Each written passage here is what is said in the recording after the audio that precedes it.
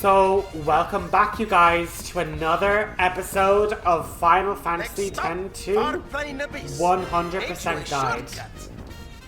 We are able to now shortcut ourselves down to the Farplane Abyss, but at the moment we're gonna just take our time to just no encounters, run down all the other paths to make it to that flowery glade.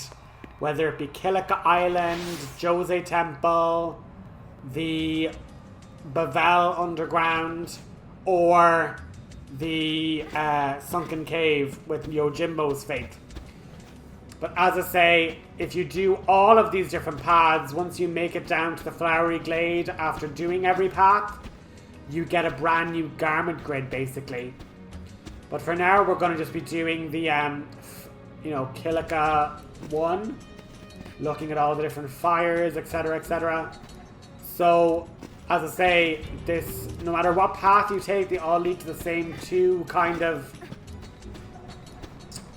situations. Like, that was where we would have fought Dark Shiva. The next where we would have fought the Maga Sisters. And the final, which was where we fought Anima, leads them directly and magically to the Farplane Abyss. So as you can see, we can already see it. We can already see that kind of portally looking platform. And that area there was the area with the Maga Sisters that exploded and Yuna kind of auto jumps along. The thing with these fire pits is that you can't let Yuna be hit by them too many times, or she'll be brought straight back to the start of these areas. So just make sure you avoid them. Just look and watch when there's fire, and when there isn't any, just jump quickly along. It isn't that difficult, and once you make it to the Flowery Glade, that's that route finished. So literally just run to the save point and then speak to brother again, and once you do that, you just pick the next area to come into. Now, if you're not interested in that, you can just skip on a bit into the video. There is no need to be watching these if you're like, the garment grids don't lead to 100%. Here comes the final battle. I am in no rush or want for this one. I already have the higher power if you're like after getting the chocobo stuff and everything, so like, I wouldn't blame you if you don't want to do it. But I'm just showing you that there are other ways to go down, other options, etc. And as I say, I should have just put this on 2x speed as well, but for the fire one anyway, I was just like, oh, I don't want to have it on 2x speed. It'd be harder to dodge the fire pillars. So there's that. But I just can't believe we're kind of at this stage in our journey with Final Fantasy X-2. Like, it's literally finished with. Like, we're done, guys. It is mad to say how far we've kind of come with this series, and how, you know, in a relatively quick amount of time, we're going to be having platinumed 13, 10-2, and Kingdom Hearts 1. Do you know? Now, I keep on hitting this button, but what we actually need to do basically is, if you look at these other cluster of jumping platforms, we need to basically push platforms to knock those platforms to this side, so we're able to then jump the other way. And the little yellow button I was using was actually resetting these platforms if you push them incorrectly. And by God, I did push them incorrectly loads. So, as I say, it was just a little bit of confusion of me running back and forth, being like, what on earth am I meant to do with all of this? But eventually, I do figure it out, and I do learn, oh right, I have to just push these bricks and make it make sense for me to get over. And the yellow button is to actually reset the bricks if I have sent them awry by pushing the wrong ones into the wrong ones. And then I was like, oh my God, did I go the wrong way? So like, you know, just do not panic. All the roads have to make sense. We're not going to, you know, think there's a glitch in the system. I just wasn't understanding the system when I was originally looking at it. So the bottom line is we basically reset, and now we're going to fire the furthest down one into number 1.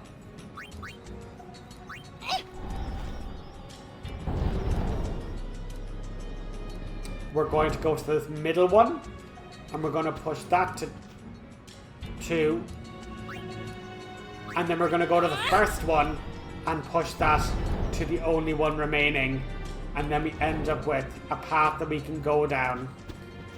And I cut out many failed attempts because it was not making sense to me for the longest time. I'm embarrassed by how long it actually took me to work out the correct one, because I think I was even using the wrong first step multiple times as well. So look at, just do what I did. You then make your little pathway to jump along.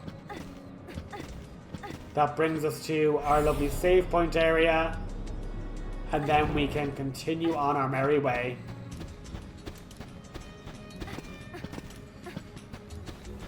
But again, if you don't care about this, you can skip on. But I mean, it's, you know, it's not a difficult task to do. You know, it doesn't take all that much time, and if you want to double speed, it makes it even quicker, obviously. But I just can't believe we're at the end game. Like, we had all those different collections of cutscenes with Brother and Riku and all that jazz. If I was to make a critique, I wish that Pain could have gotten some time to shine and have a more personal moment with Yuna. But I suppose Pain had a whole arc where she was literally like doing the Den of Woe and all. So yeah, like Pain actually ends up being a massive character, even though she's been brought in with no connection to the main, you know, other girls. But yet, oh my god, she like is involved in the Crimson Squad and knows all about Vegnagun and Shuyin and his whole shenanigans earlier on. But here we are, another route taken.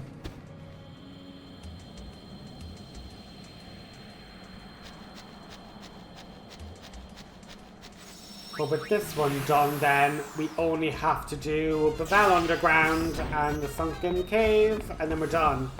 Thankfully, so the state Kilika, Jose done, Bavel Underground and Calm Lands. Not yet, brother. Just one more after this, brother, and then we're finished.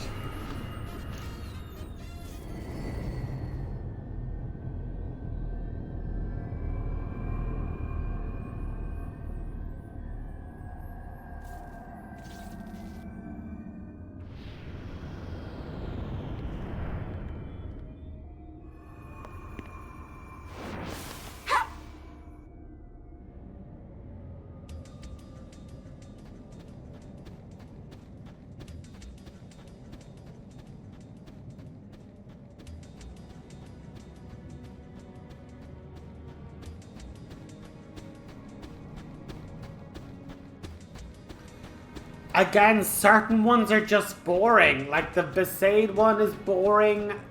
The Bavel one is boring. Like, okay, we get some nice items. Like, I would have liked that elixir for versus Trema when we were like mixing a mega elixir. But yeah, like some of them, there's no fire pillar. There's no pushing rocks. It's like Kilika and, you know, Jose were just, oh, do you want to just have a randomly hard travel down the Farplane? Pick us. Because, like, what was that? Just literally a run straight down, beeline down, no problem, super easy.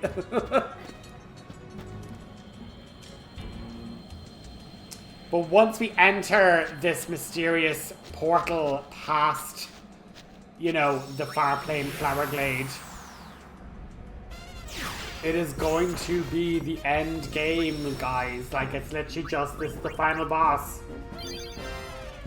And there's a whole like mini game scenario that we're able to like play musical notes Choose your route. to get by really tough bosses. Well, I say really tough, but like tougher enemies that like if you weren't level 99 maxed out with your iron dukes, it would actually be quite challenging. But we need to oversoul this particular enemy, so fighting it multiple times by just ignoring this little side mini game will be like way more effective. And like I love this as well, guys, because Yojimbo had those teleporters, and now the Yojimbo route is like teleporting you to different sections and giving you like little pieces of the like other routes and their puzzles and their difficulties. So I just think it's bloody like so mad how all of these different routes have minor connections with, you know, their original faith. Like, here we go. Oh, teleportation. There's another teleportation pad. And, like, you're just, you know, it mixes it up, like. But it mixes it up in a way that you're like, oh, it actually makes sense that for this faith, it would behave and act like this. But yeah, I think I go the wrong way around. I end up being like, hang on, wait, where am I? Am I going the right way?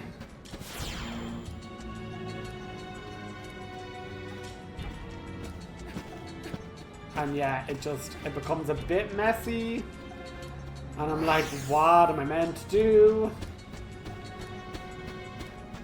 So again, how come like Bavel and other random ones are just like super bloody easy, and then some of these ones are just like, yeah, no, sorry, these are going to just be needlessly complicated to like get you all turned about.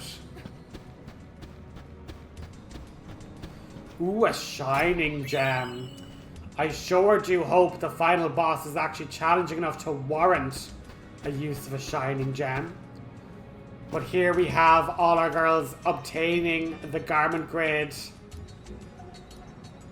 Megiddo for completing every path from all the different holes down to the Farplane Flower Glade. And Megiddo allows you to use black magic and allows you to use the flare and ultimate spells. Most powerful black magic in the game. And then I'm like, oh my god, like what else do we have, like, you know? Obviously, you know, if you like Ultimate's pretty great. Would definitely hit every enemy on the screen. So good for a bunch of these future boss fights with Vegnagun, because Vegnagun will have multiple parts that are out of range of most AoE attacks bar spells. So yeah, worth the short time investment there. But as I say, we're at 96%. We've gotten everything from everything else, so let's head into the now depths of the Farplane to follow after Vegnagun. And this really feels all like Vegnagun, just cooped up in that little shell. And then it's like, oh, do you want to like play a little musical tune to like negate this super boss? And we're like, not particularly. We will happily just skedaddle through. Now, when you see these red arrows, try and use the action button. It'll cause you to jump over the red arrow. And then you have to try and avoid the electrical currents. Yuna will get absolutely blasted. And as I say, there are multiple different paths, multiple different ways. Oh, a mega elixir as well, like absolutely fabulous stuff. But literally, we don't want to accidentally deactivate these, because we need to fight these sacred beast enemies, add them to our bestiary, and actually fight them so much that we oversoul them. So now that we've encountered this sacred beast, it will appear now as an enemy in the Via Infinito. Because we hadn't fought it yet, it will not appear in the Via Infinito.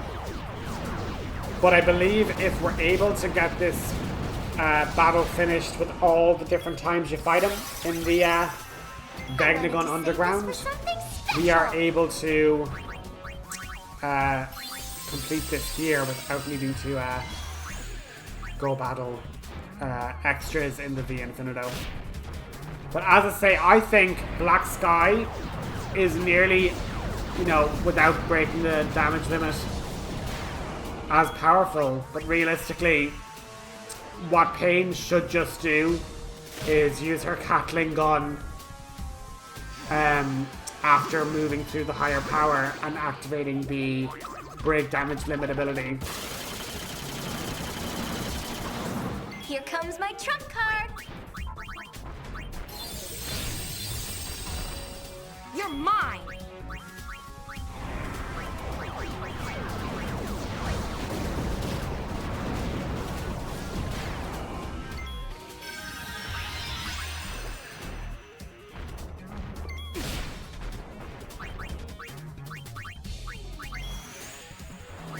But yeah, it's rinse and repeat. We're not too worried about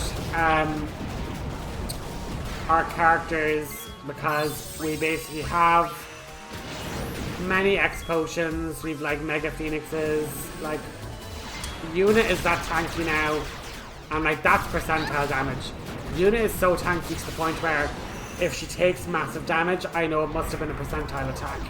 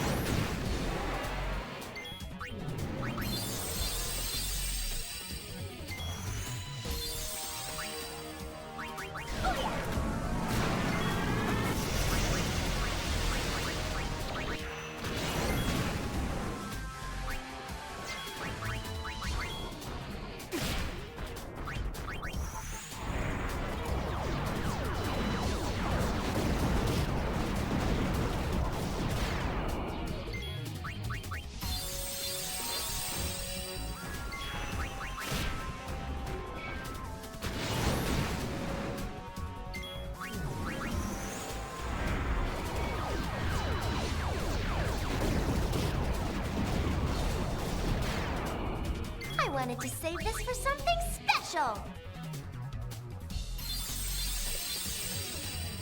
Yeah, so like bated breath and all. Riku, in fairness, is struggling a wee bit. But yeah, it's not great really. But as I say, with our damage being as high as it is, we don't really need to worry that much about it. And as I say, if you do these musical mini games, you can skip them. But we unfortunately don't have the luxury of skipping them purely because we need the bestiary filled. Unfortunately, it's just the way that it is, you know? But look, we don't need the XP. We're getting ethers as rewards. Like, it's not exactly groundbreaking, you know? But anyway, we're like, listen, Riku, full lifing it up. Let's just keep on trucking.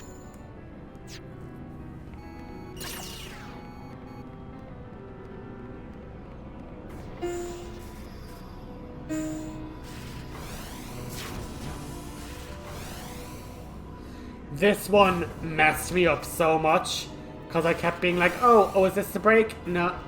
Oh god, come on.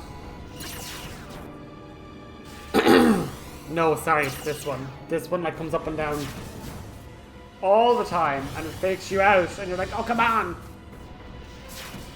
Let me through.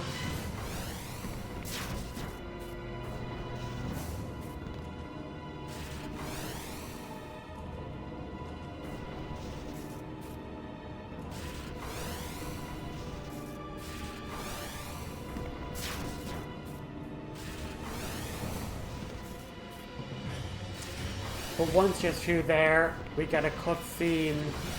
Sorry, we got a boss fight, and then a cutscene with Gipple. But we're going to basically finish up the episode after this fight.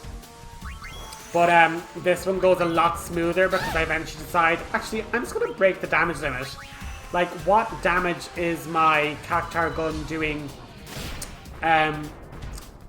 with the break damage limit finished, you know? Why aren't I breaking the damage limit? It seems so silly. I'm max level here.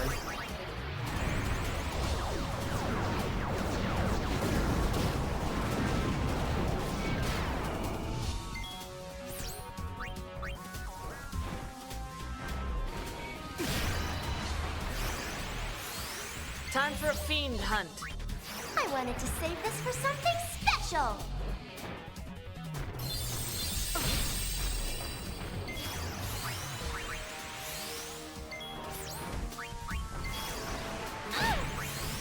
Time to let the magic fly. So between Yuna and Pain having their max damage the finished, shadows will swiftly divide. won't exactly be a bad thing.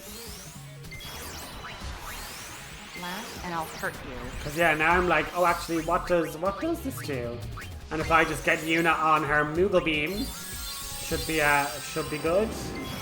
Now, what's funny is Sparkler does just over the max damage threshold, whereas Moogle Beam is going to be like 50k or something crazy. But once Riku's throwing enough Mega Potions, he should be fine. And now that we've all haste and regen, you know, we'll be even better. Ooh, 19k, go Pain. Oops, forgot to mention I had this.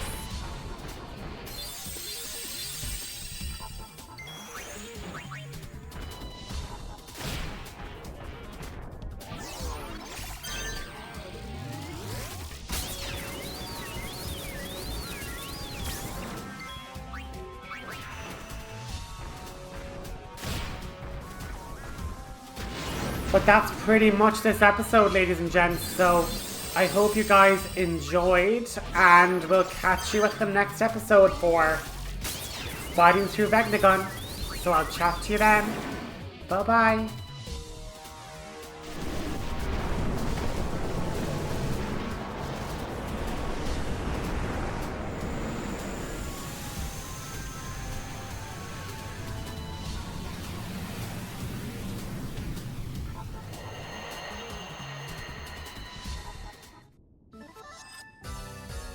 That wasn't much fun.